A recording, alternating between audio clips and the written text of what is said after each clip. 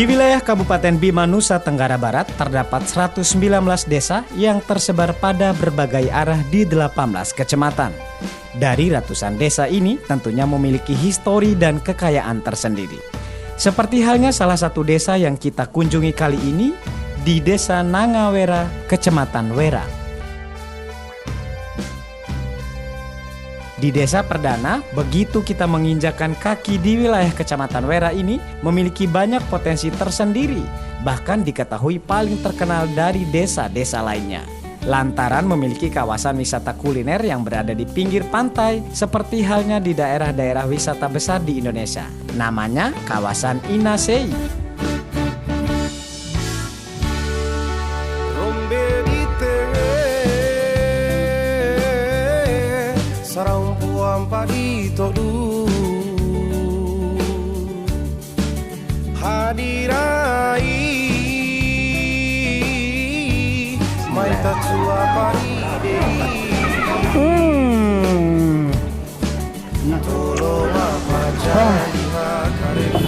Ikan-ikan ini pemirsa adanya di kawasan Inasei dan juga Inabodi.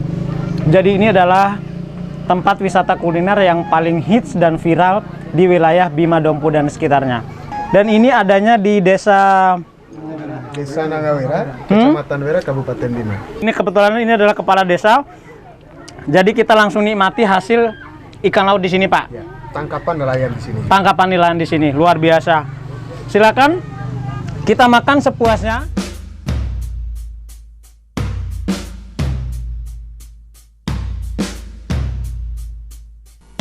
Di desa perdana, begitu kita menginjakan kaki di wilayah Kecamatan Wera ini memiliki banyak potensi tersendiri, bahkan diketahui paling terkenal dari desa-desa lainnya.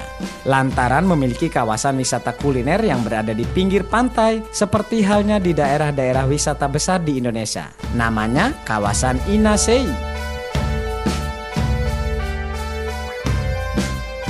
Tiap hari Inasei berapa ya kalau kira-kira berhasil menjual pemasukannya Inasei? Ada sedikit-sedikit anak. Berapa juta? Sedikit-sedikit itu Inasei? Ada 3 juta, ada 2 juta. Jadi hitungan jutaan, 2 juta sampai 3 juta Iya. per hari? Iya. Kalau lebaran bisa lebih dari itu kan? Iya. Kalau hari-hari besar? Nah, hari besarnya lebih dapat 10 lebih. 10 juta. 10 juta lebih.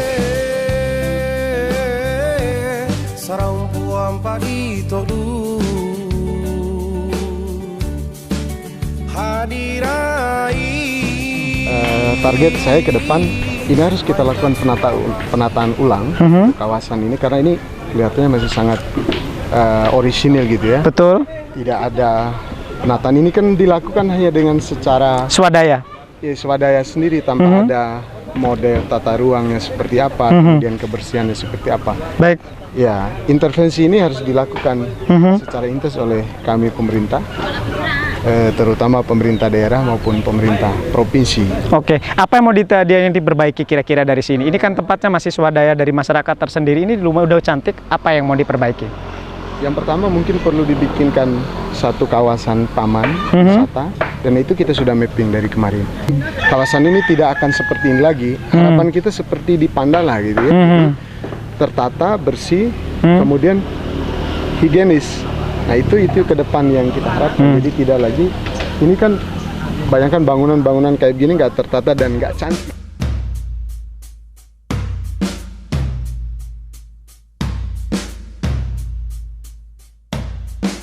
Pak Kades, kita sekarang udah berkeliling harga ikan di Inabodi dan juga Inasei.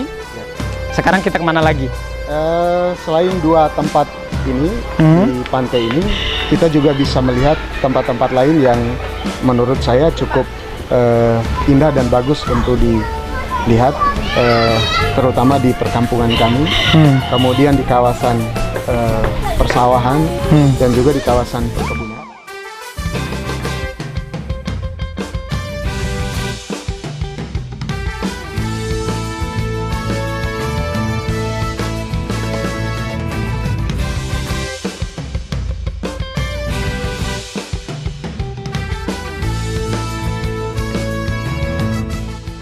Usai berkeliling dan menikmati kuliner di kawasan Inasei, kita akan berkeliling ke sekitar desa Nangawera.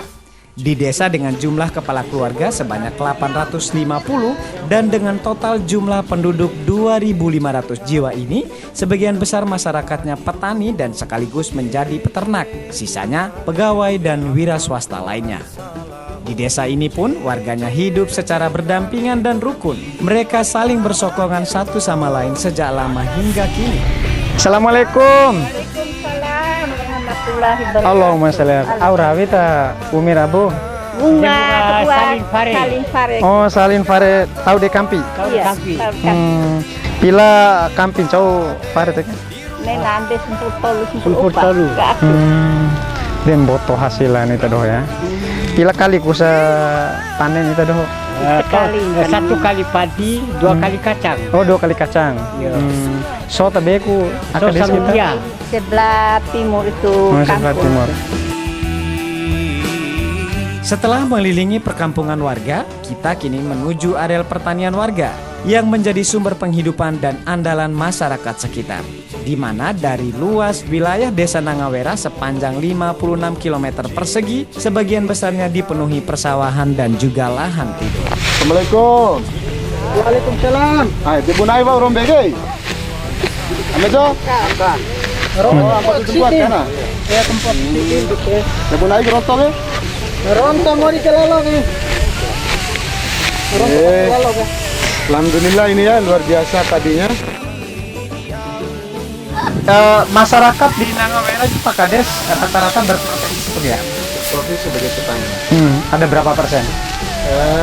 90% petani. Kemudian juga sebagai peternak.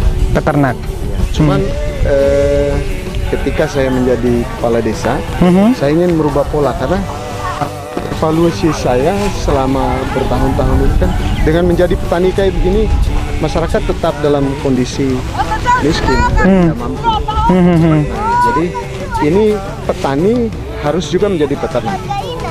Rangkap. Pola agribisnis itu yang harus sedang kita dorong, kita kembangkan. Nanti Mas Iko kita akan lihat satu kawasan yang kita mau coba kembangkan untuk jadi kawasan peternakan.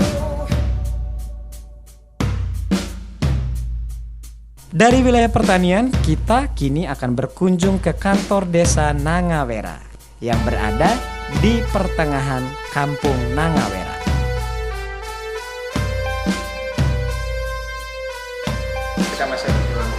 Assalamualaikum. Wah, empuk sekali kursinya. Pak Kades, ini baru masa kepemimpinan 4 bulan. Nangawera ke depan apa yang ingin disulap oleh kepala desa sendiri selain dengan Inasei-nya dan beragam kekayaan alam? Visi besar desa ini ke depan selama 6 tahun itu yang kita sudah canangkan adalah Desaku Maju Rakyatku Sejahtera. Desaku Maju Rakyatku Sejahtera. Nah, bicara maju, bagaimana kemudian kita memajukan dari sisi pendidikan, memajukan dari sisi kesehatan. Kalau dulu misalkan anak-anak di sini belajar ngajinya tidak intens atau tidak bagus, maka ke depan ini kita targetkan bahwa akan tumbuh TPA-TPA baru, TPA-TPQ baru yang kemudian menjadi media anak-anak untuk kita ajarkan mengaji yang baik. Nah, di sisi lain juga di sekolah formal saya coba lakukan pendekatan kepada seluruh sekolah yang ada di kawasan desa. Ada SMP, ada 2 SD. Jadi saya coba datangi. Jadi hampir pagi jam 7:15 saya sudah datang ke sekolah-sekolah. Tiap hari? Tiap hari. Untuk mengecek. Tidak hanya di sekolah, di pelayanan, pusat pelayanan kesehatan dulu yang hampir tidak pernah buka, sekarang sudah buka.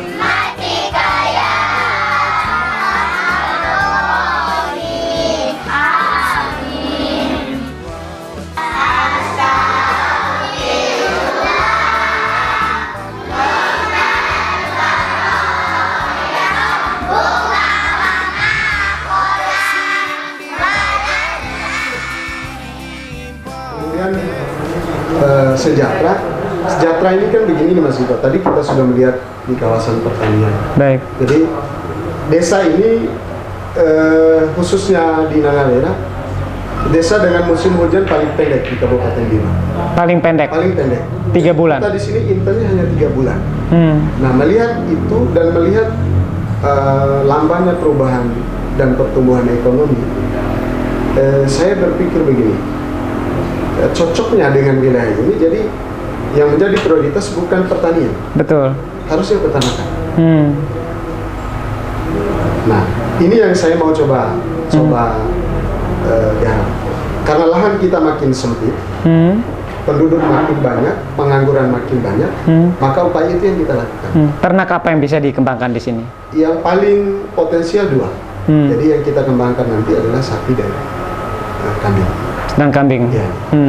Kita juga sudah menyiapkan beberapa kawasan untuk itu. Kita sudah lakukan pemetaan bersama dengan UPT Peternakan Kecamatan Wera.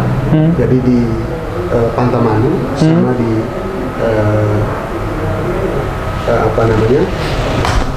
Pantamanu 1 dan Pantamanu 2, yang areal kawasannya kurang lebih sekitar 400-500 hektar. Lahan milik masyarakat juga yang nanti kita berada. Jadi targetnya hutannya hijau, jadi kita tanami lamtorong, kita tanami lahan pakan, kemudian di bawahnya ada sapi-sapi yang gemuk. Populasi ternak seperti sapi dan kambing di Nangawera sendiri seperti apa ya? Populasinya karena ini peternakan tradisional, jadi biasa-biasa saja. Jadi satu orang ada punya 5, ada 10 ternak. Tapi nanti akan kemudian dikembangkan. Ini yang kita mau kembangkan. Jadi anak-anak muda yang sarjana yang sudah menganggur di desa, ini jadi target utamanya. Nah, jangan sampai kemudian pengangguran begitu banyak di desa tidak terurus. Betul. Ya itu jadi masalah juga buat kita. Nah, ini yang kita mau dorong. Jadi nanti peternak-peternak muda ini yang kemudian menjadi peternak modern ke depan. Nah, karena pikiran saya kita tidak bicara lagi ternak tradisional. Pikiran saya adalah bicara ini industri gitu. Nah, kemudian yang kedua yang kita mau dorong ini untuk pertaniannya jadi di sektor perkebunan. Jadi kita mau kembangkan jadi pertanian yang murah yang kemudian memberikan hasil yang banyak. Seperti misalkan mereka nanam pepaya, kemudian nanam sayur-sayuran. Itu yang tidak dikembangkan. Orang di sini beli sayur dari Bima. Iya, benar. Beli ikan dari Bima, beli tomat, beli cabai, beli bayam, beli daun kelor dari Bima. Ini kan lucu. Padahal kita punya sumber daya sendiri. Nah, hal-hal kecil seperti ini mungkin yang kita mau dorong. Nah, ini di sekitar kawasan kantor desa juga ini nanti saya sudah sepakat dengan teman-teman di kantor desa untuk membuat jadi kebun dan plot. Jadi di sini nanti kita coba kembangkan tanaman sayur, kita bibitkan dulu. Setelah jadi bibit, kemudian kita sebarkan ke petani.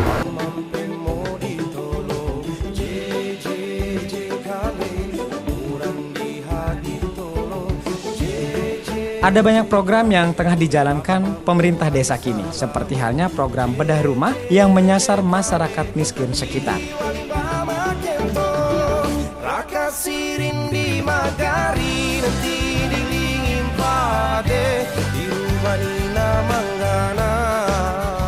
Kepada semua pemerintah mulai dari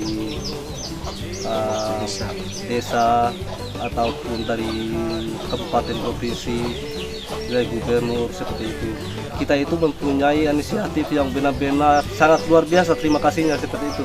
Karena sebelumnya kita itu tidak mempunyai apa-apa sehingga sekarang ini kita itu diberikan kesempatan untuk diberikan sebuah tempat rumah gitu yang mungkin nantinya akan menjadi sesuatu impian kehidupan kita lebih layak daripada sebelumnya.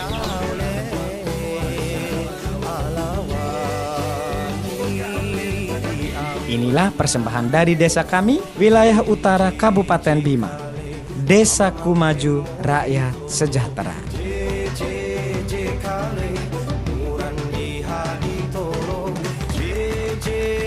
Kale, romper apa ko hari salaho